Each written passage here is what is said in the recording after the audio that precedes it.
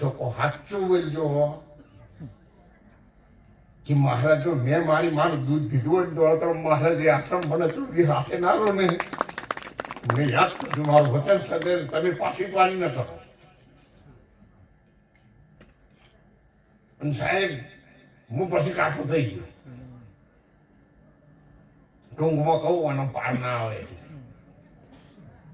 હમણાં વચ્ચે કામ ચાલુ કર્યું હતું કોન્ટ્રાક્ટરના પૈસા બાકી હતા એટલે મેં બધા પૈસાદાર માણસોનો સંદેશો મોકલ્યો. મેં કીધું હવે પૈસા દિવાળી છે ને ચૂકવવાના, હું સત્ય જ બોલીશ. ત્યારે રસીભાઈ સાહેબને ખબર પડી એટલે નોરતા મને કીધું જુઓ મહારાજ 12મા મહિનામાં કે બીજા મહિનામાં મારી દીકરીઓના લગ્ન છે અને મારા પાસે દીકરીઓના હમણાં 15 લાખ રૂપિયા પડ્યા છે તે તાર બીજા મહિનાથી વાપરવા લઈ જાઓ. જો મારી ફોનમાં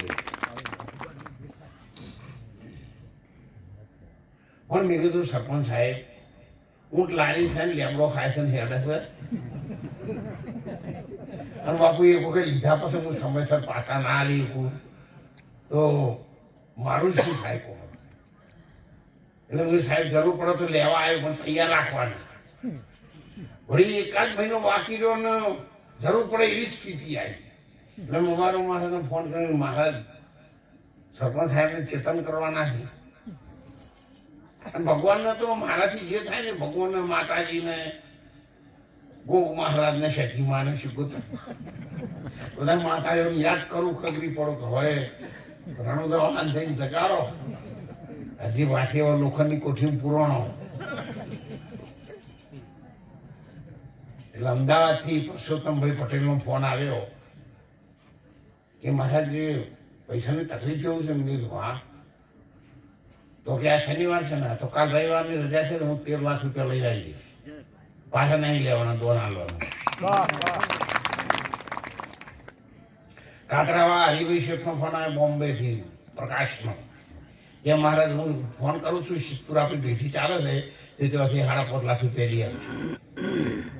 હવે મારે તો 10 જોતા હતા હોળ આવ્યા પછી પાછા અમે વળી ઝાઝા રહીએ. ભગવાને ઊભું નહીં રહેવા દીધું અતારું દઈએ. પણ મારું એમ કેવું છે કે તમારી ઈચ્છા હોય તો તમે હાલવાના છો પણ લગી મનો બહેરો તો થેપડો કે મહારાજ અમે હંગાથી છે તમે પણ ચિંતા કરો છો. ખાલી ફોન કરીને ઊંઘતો હાલો એ મારા કોમ આખું એકી પગે તૈયાર છે તમે પાછી પોની ન કરો એટલું તો કહો.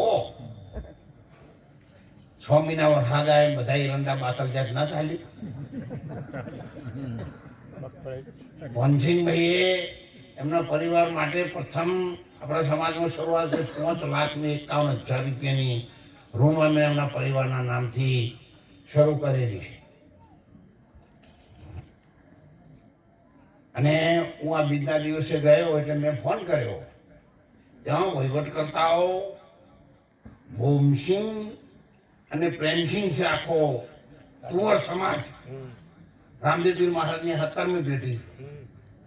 મેં ફોન કર્યો મારે આપને મળવા આવવું છે, આવો પ્રસંગ છે ને આપ અહીંયા હાજરી આપો એટલા માટે.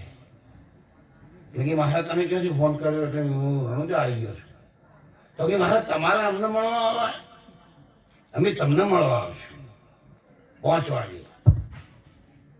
ટાઈમ આપેલો ટાઈમસર બધા ગાડીઓ લઈને આવી ગયા. અને છેલ્લે એક જ વાત કહી દો મહારાજ તમે અમારા કુળના છો. રાત્રે 2 વાગે જરૂર પડે નહીં તો તમારા કુળના માય જન્મ લીધો છે ને એનો બાળક પણ તમારી વારે આવી ઉભા રહે. તમે ચિંતા ના કરો રહું તમે તમારે જે કામ કરવું એ કરો. તો આપણને ત્યાંથી લોકો આટલું બધું આમ હું ફાલે તો એના માણસો થોડું ઘણું આમ પરચુણિયા જેવો હતા આખોટા કરવા પડે.